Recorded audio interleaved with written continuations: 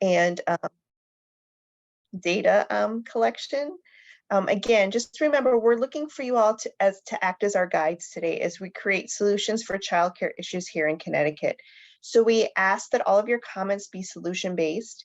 We understand at this point that we may not be able to answer all of your every implementation question. Please raise your hand or post in the chat to share your questions or feedback. For those questions that we don't have answers for, we do have note takers taking notes, and we will be able to post those answers on the website at a later date.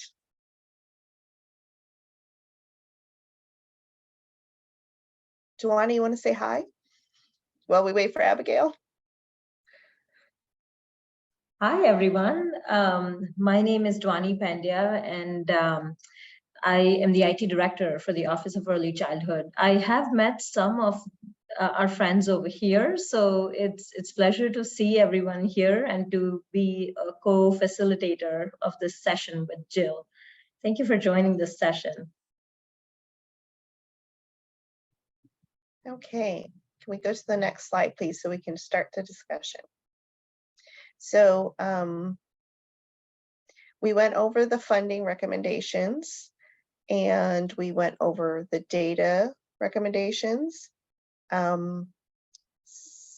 Sarah, could we have the slide that talks about, that has the questions on it? There we go. And we are not funding, we are, hang on. We are Breakout. Yeah. We are. Oh, I'll go to that slide, sorry. That's okay.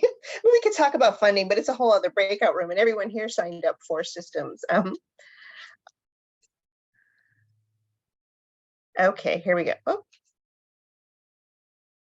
So you heard some of the recommendations. We shared them in the general group. But what are some of your overall reactions to the program enrollment and operation recommendations that were shared? Again, you can raise your hand, you can type things in the chat, but what are some of the your overall reactions to the program enrollment and operation recommendations?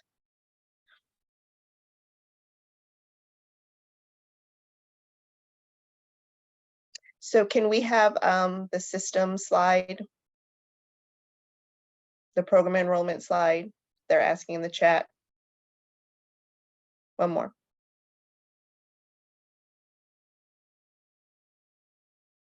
There you go.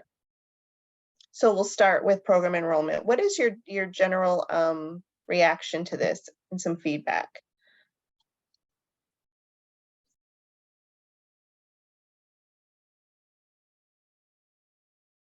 Like Beth said, we're a field that doesn't have a problem giving feedback. I find it really hard that nobody has any feedback or nothing to say. So Sean, go ahead. All right. Good afternoon, everybody. Sean Doherty from the YMCA in Wallingford, Connecticut. In regards to the question, would that integrate, would you involve 211 as part of that, or how would it be a new system? I don't know the answer to that question, if it would be a new system or if it would be 211, but it would be much more community-based and much more, I mean, those of you who use 211 know that you have to update it, you have to call and you have to update it, and you have to make sure it's only as good as the information that we put in, right? So this new system would be easier for providers to update their openings, and it would include a lot more. It will include some of the work that 211 does. I'm not sure what it will look like, but our thought process is that, you know, families could go, and you said you're from Wallingford, is that what you said? So correct. They maybe, let's just say we have somebody who's a toddler who's looking for childcare for a toddler in Wallingford, and they're going to search, you know, they're going to access this site, and it is going to provide them with opportunities. If programs offer subsidies, it will offer information about that. It will help them complete the subsidy paperwork. It will help them if they're eligible for school readiness or CDC spaces. The system will work to find that parent the best care in that community, which 211 does a little bit of right now, but we do think that it could be a little bit more community based, because who knows who knows what the community offers better than those community providers. So it would be a little bit more community based, and interactive and engaged with financing for the families, as well as opportunities for providers to really update the spaces they have and what's available in their CDC or their school readiness spaces or Head Start spaces. And again, just completing that subsidy paperwork. It can take a couple hours to help a family complete the entire Care for Kids paperwork. This site, they would almost do it before they came to you, is the vision. Nice, thank you.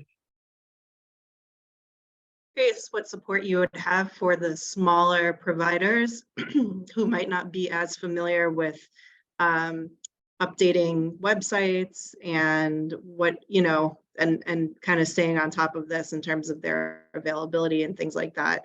Is there going to be, and maybe that's part of the governance discussion, but is there going to be a liaison who can really help provide that administrative support for the smaller programs? That's an excellent idea. Again, we haven't come up with all of the this is how we're going to do it, but that's an excellent recommendation. And when I look at providers, especially smaller ones, you're often in the classroom, so you don't get to market your programming. You don't get to call parents back till 9:30 at night, and you're not calling parents back at 9:30 at night to talk to them about their spaces. So the vision is to make your burden lighter. So if that means that some of that work is a liaison, or maybe a way to support you in using the system that's effective for you, because we're also looking, we're going to use this with family childcare providers too. So, no system is too small, no program is too small. So we will work in supports for that.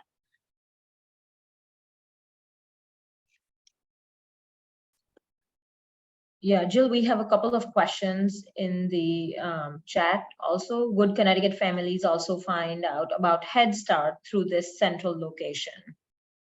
Yes, that would all be in the system. All of the funding, all of the types of programs, a family would go in, and the way we envision the service is that, and Dhwani is going to make this happen because Dhwani is really good at this. The families would go in, and it would almost be a questionnaire. What type of care are you looking for? How old is your child? It would ask all the questions, and then the system would say, well, we recommend Head Start, or we recommend Early Head Start, or there's CDC, or there's school readiness, and here's Care for Kids. So, because a lot of times parents have to call 18 places to get information on what is really available to them. Yes, it would cover Head Start. That's the simple answer. I talk a lot. And then there's BOE preschool programs. So Cindy, we would work, because every community is different, right? And that's why we talk about community, and we haven't decided if it's going to be what that community looks like, because there are some rural locations that, just having one town be a community might not work. So, and it might look different, but we would work we would still, and if you're in the governance group, we would still have a governance body, whether it be a school readiness council or whatever we decide to call it, that would create the plan for the local community, because we have to meet the community's needs, and the community is families as well as providers. So I couldn't tell you what would happen in this specific question that you're asking about BOE preschool programs and a lottery with an application deadline, but it would be based on whoever's the governance body for that, to create an early childhood system that would meet the requirements of all of those people who participate in that community. Cindy. Yeah, so as a follow-up to sort of that idea, I'm the school readiness liaison in Colchester, and we already have a centralized process for our school readiness. So we have like 30-ish spaces, so not a ton. So they all come through me. And then I could shift them, like this is a Head Start family, so I'm going to send them over to Head Start, but I'll hold a school readiness space until I'm sure. So there was a lot of like balancing and like keeping lists and looking at waiting lists. And I wonder how that's going to happen at like a huge, big regional level. I love the idea of making it simpler because families have no idea once they've even signed up with me and I've explained all the options, they don't even know what they're in. They don't know how it's funded. They don't even really care, honestly. They just want to know that they can afford it and it's high quality. Right.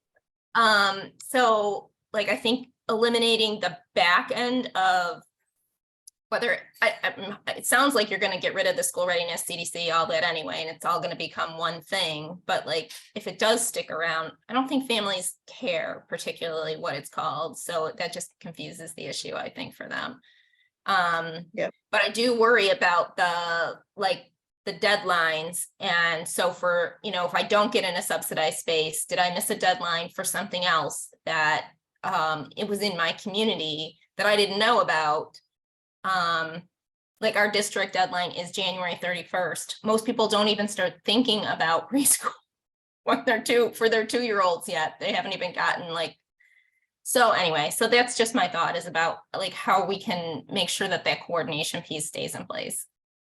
Yeah, so again, it would be community-based. So then your community, or however it looks for your governance body, would create the system that works for families and community. And part of what we're looking at too is putting the marketing on that governance body. So that takes that off the plate of the director. So Laura brings up 2 really good points, one that I was just going to bring up. So we are not going to recreate the system. We're probably, because we have purchased a system that 211 uses, and it has many capabilities that we aren't currently using. So we are going to build on any system we have. It might, again, we're going to build on that system, who it's administered by and how it's ran, but it's already an existing system. The other things might change, but we are looking at the Common App. We're looking at where a family goes in and applies for childcare, and they don't, you get your FAFSA ID when you do it for college, right? So, when my first daughter went to college and then I went to log in to do my second daughter's FAFSA, all of our family's information was already in there. And that's kind of the system we're looking at, is creating a family profile. And it's going to, you log in and you put the information in once. So if you're in the community and you're at ABC Childcare and you have to move to another childcare, maybe because you move locations, you could actually take your family profile and all of the information would be in there. And the way we're thinking about building it out is, and this is good for families and providers, we're thinking about building out the registration form according to the OEC requirements. So all of those things that your licensing inspectors look for, like the telephone numbers of the parents' work, the address of the parents' work, all those things that they're looking for in your registration, we would build into the registration form. So the parent would complete the application once. And once they came to your program, you would go in and download their application. Now, this is how we envision it. You would download their application and print it. So first of all, it will already be done for the parents. It'll pass licensing because they've met all the requirements and filled out the fields, and you can read it. Because how many times have you gone to call a parent or an emergency contact and you can't read that telephone number or the name that they put in there? So when we're looking at the systems, like Beth said, we're really, I was a provider for many, many years. We're really looking at ways to eliminate the work, the administrative burden for programs as well as families. But for programs, it will allow you to do the work that you love, work with children, work with families. So that is what the system is looking for. And to Joanna's point, yep, calling many providers to find a spot for your child is hard. So again, if we build a system that's accessible to parents and providers, we are eliminating a burden from both sides. And then I believe Chelsea has her hand up.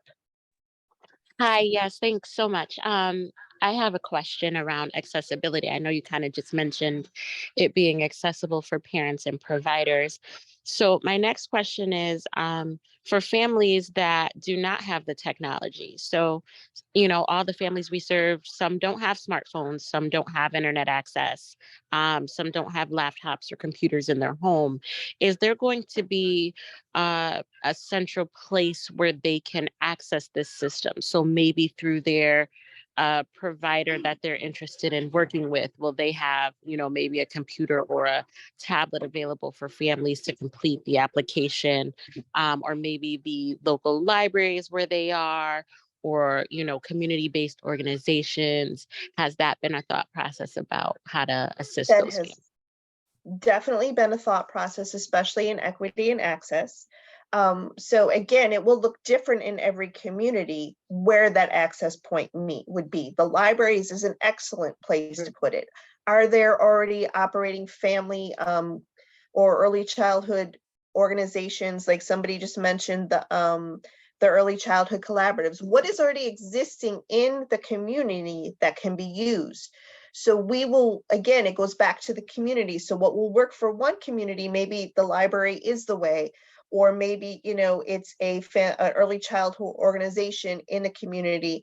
But every community doesn't look the same way. So it's again going to go, the needs assessment will be done by community.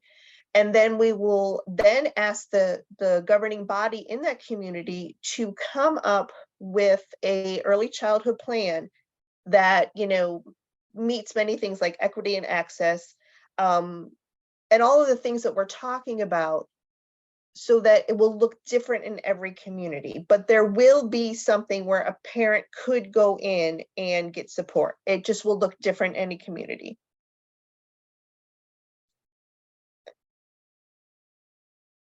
So again, you find, somebody just said that they Yes.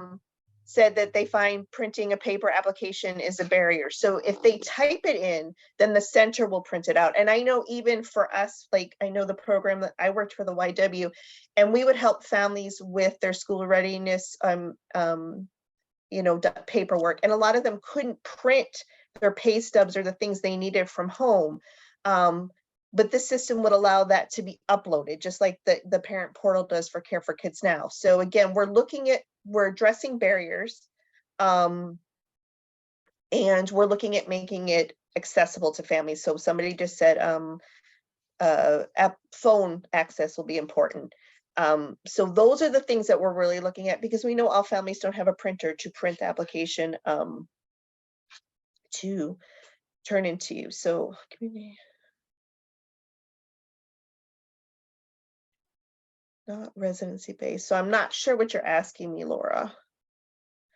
I appreciate the community specific emphasis, but since some early childhood programs are not residency based, how do we ensure we aren't super siloed? So if we're looking at a town approach where we're very, what works in my town might be different than what works in your town, but there might be some early childhood programs available in my town that are available to people who are residents of a different town. So how do we ensure that I've bumped into I bumped into systems here where, since everything is so hyper local, you sometimes don't even know what the next town is doing or has available. So how do we make sure that we're not bumping into saying, oh yeah, we'll just go to your library and they'll take care of this for you, when the other town doesn't have their library involved? Or, that's sort of what I'm thinking. How do we make sure that there's an overall communication among towns and communities, so there's greater access for people? So if a parent came in, let's just say parent went into an East Hartford library, because that's where East Hartford has their information, and they asked the person who's supporting that work for help, they would give a radius. So you could always, it's kind of like, when you're buying something on Marketplace, it asks you to put a radius in there, right? So it would be, it would allow that to expand the search. So, it's kind of like, or like when you go to you're trying to make a DMV appointment and you try to make it in Wethersfield, and Wethersfield doesn't have any. So then you try Enfield, and Enfield has some. So it's going to be just searching for what's available. And then Meg asks, measuring goals by third grade so we can see all the supports, access birth through 8 helped. So we are actually, Dhwani, do you want to talk about the unique identifier? Yeah, since I I'm think doing all the I had talking. mentioned it in one of the slides. I had seen reference to that, but it's definitely not here, so I can mention, yes. So behind the scene, we are looking at all the child records throughout all the systems that we have today in our ecosystem that are administered by the OEC, and we're taking individual child records and we're giving them the SDE identifiers, so that when they transition over from our agency, to the being in the purview of the State Department of Education, then they can follow, the child can follow through with that same ID that is generated by the State Department of Education when the child is being served by the OEC, so that there is one single identifier. So it's easy for us to track, because they would have the same identifier with them when they're doing their third grade assessment. It would be easy for us to say that, oh, this is a child that was served by OEC with, this funding stream, or whatever the case may be. So that is something that we also see very much value in and are pursuing right now. And that's a big part of the data work in this work group, was thinking about how do we track those outcomes, because we really don't have a way to track from, when they're infants straight through third grade, which we all know is important to even writing grants, or to, providing legislators and different people with information about why the work we do is so important. So when we were working on the data information, we put a lot of thought into what are we missing, which is quite a bit, and how do we gather it, and how do we track it in a way that's not a burden to programs and to families. Laura, let me wait. Chelsea, is your hand up again, or I don't want to skip over you? Oh, nope, I forgot to lower. I'm sorry about Okay, that. that's okay. Laura? I was just wondering, have we considered ways that we can track sort of the outcome of each search to see, somebody might be putting in a search and looking for X, Y, and Z, and there might not be anything available for them. If they're not enrolling in a program, there's no way for us to know, that information. So I'm wondering, when we're creating this system, is there a way to sort of track where the needs are?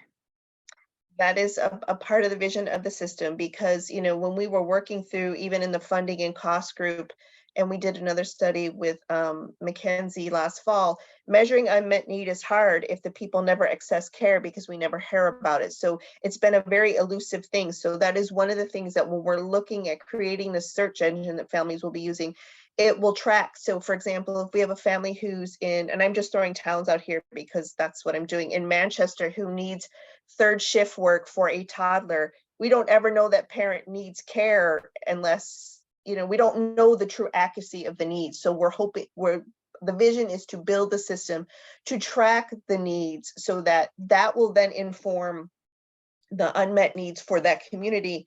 And when we renew all of these spaces in the community, however the governance shakes out, whatever it may be, that data will be given to that governing body to say, hey, you have a need for a third shift, or you have a need for this, or you have a need for that.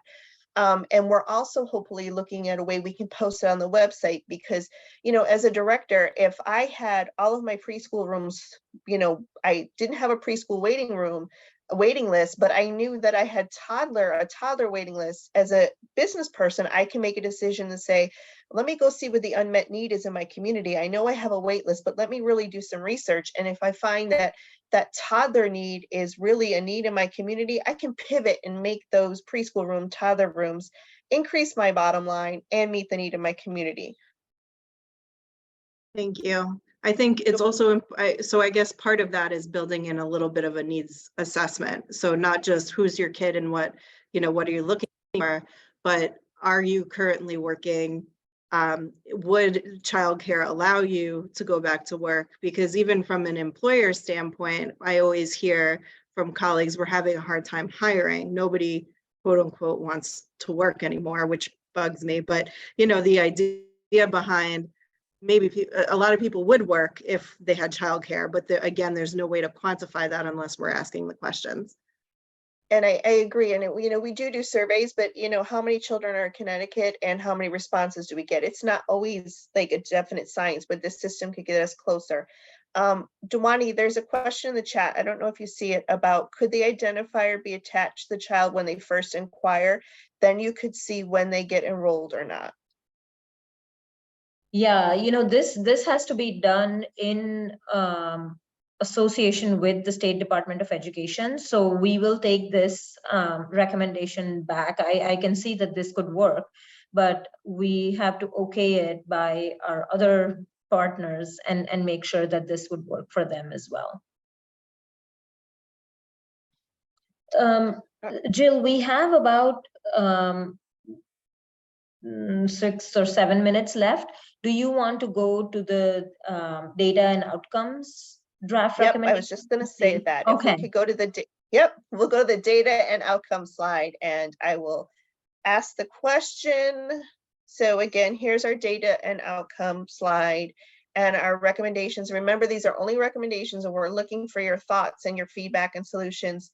But looking at them, what are your overall reactions to the data and outcome recommendations as they are on the slide?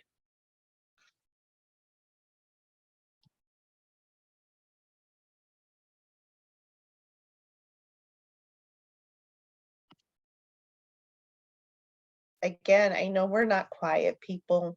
Maybe you guys are reading it.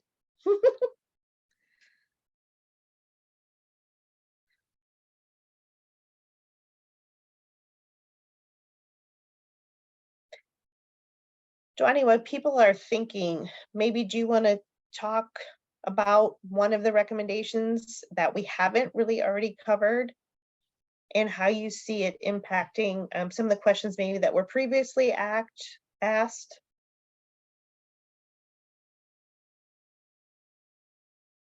Not to put you on the spot or anything. I'm sorry, Jill, are you talking about the comments that are in the chat or the questions that are in the chat?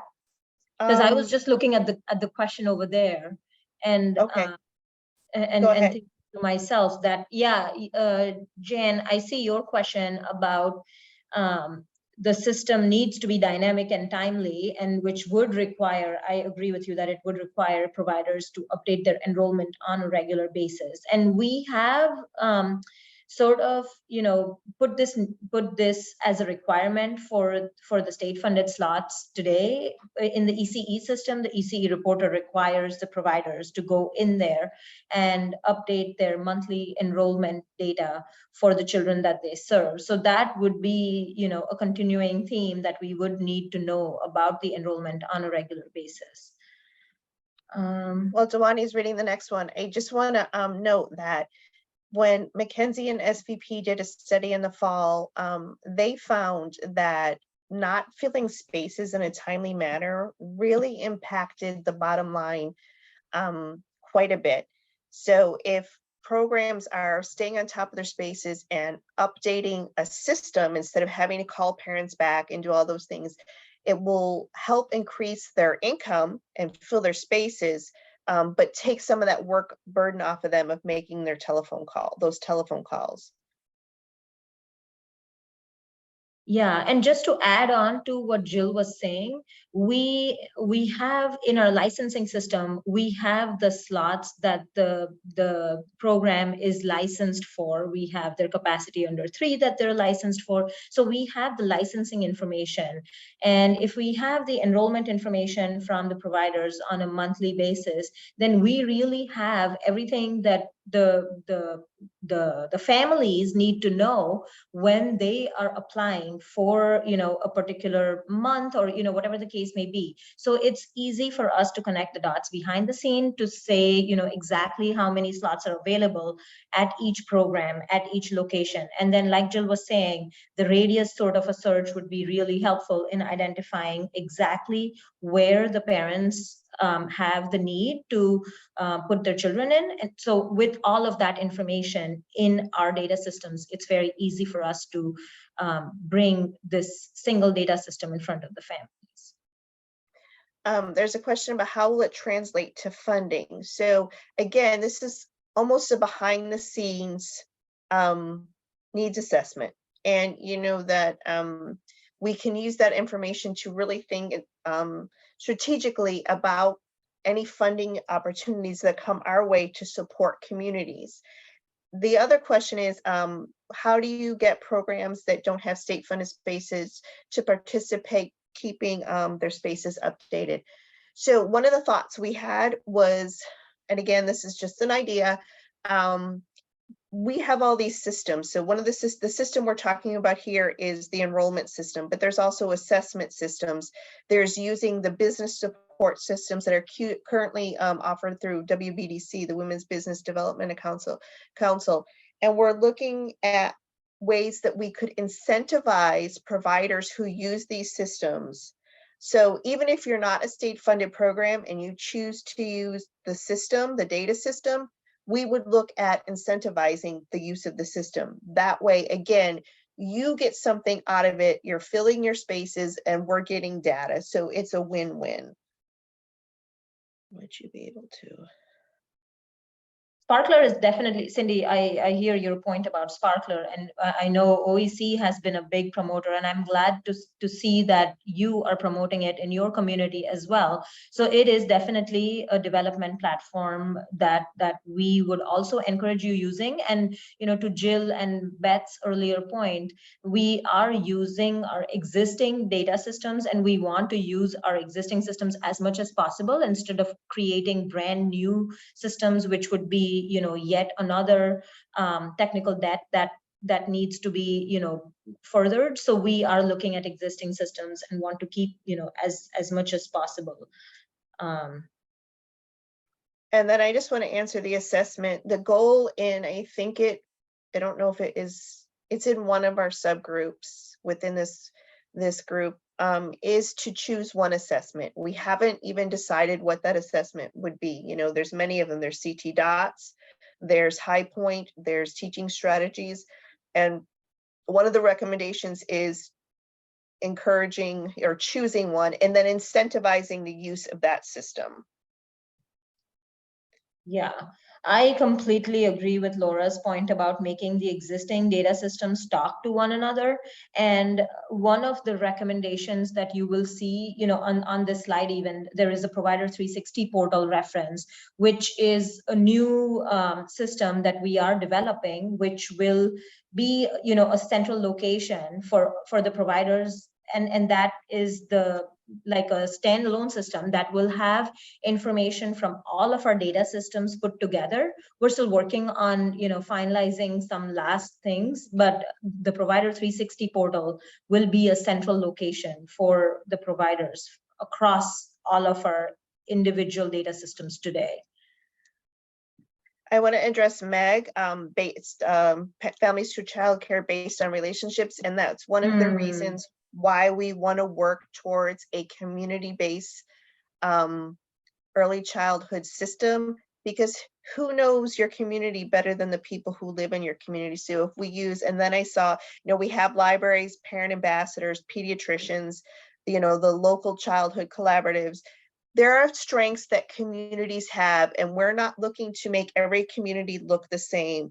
We are looking for communities to build a system that is relevant, that works for them, and where families can go and they can say, I'm really looking for this type of childcare, and the person who part of the system that's doing that referral knows that community, because at some point you may put everything in a computer, but you may still need to talk to somebody. So you may be able to call somebody who's knowledgeable about that community, because it's one thing to, to type a bunch of things in a computer, but unless you live in that community, you don't know that if you get off at 5 o'clock and you have to pick your child up by 5:30, I wouldn't know in a community how long that commute would take during rush hour. So you need somebody who's knowledgeable to say, what, I really don't think that, this is closer, or this meets your needs, or this is more in line with the philosophies you've shared with me.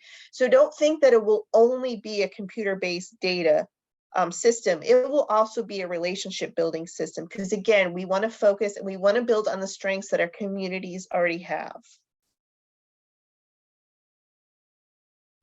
And we're going to end in 120 seconds. And before we end, making sure systems talk to each other. Yes, Dhwani and I, that is a vision that we have. We have all these systems, and that actually Provider 360 is the beginning of that. We can't wait till we roll that out to all of you. Dhwani, I'll punt it to you for the last couple seconds about that. And thank you all for participating. Yeah, and just one last comment. I'm seeing home visiting programs are a part of our Provider 360 portal. So once, I also cannot wait for the Provider 360 portal to be in the hands of our providers. But you will see this is a revolutionary thing where our data from many systems are going to come together. And if you're a director, then you will appreciate this so much, because all of the enrollments will be in one place. All the payments that you receive from OEC will be in one place. So it is a really good data system that we're building. BCIS will be there. It will all be there. Yeah, BCIS will be there. Birth to 3 will be there. Everything will be there in one place. Care for kids. Joanna, that is one of the things that we're thinking about, the assigning the ID of birth. But again, we are going to have to work across multiple state agencies. So we can't say, yes, this is what we're going to do. But we do think that that would be optimal, because then we could track so much more than just early childhood education. Thank you again, all of you, for joining us. You've given us some really good things to think about. The libraries, I didn't even think about that. So that is again, it's going to be based on community, but it's just another resource that we can use. So thank you all for giving us some really great things to think about, and some solutions to, and some additions to our recommendations. So they told us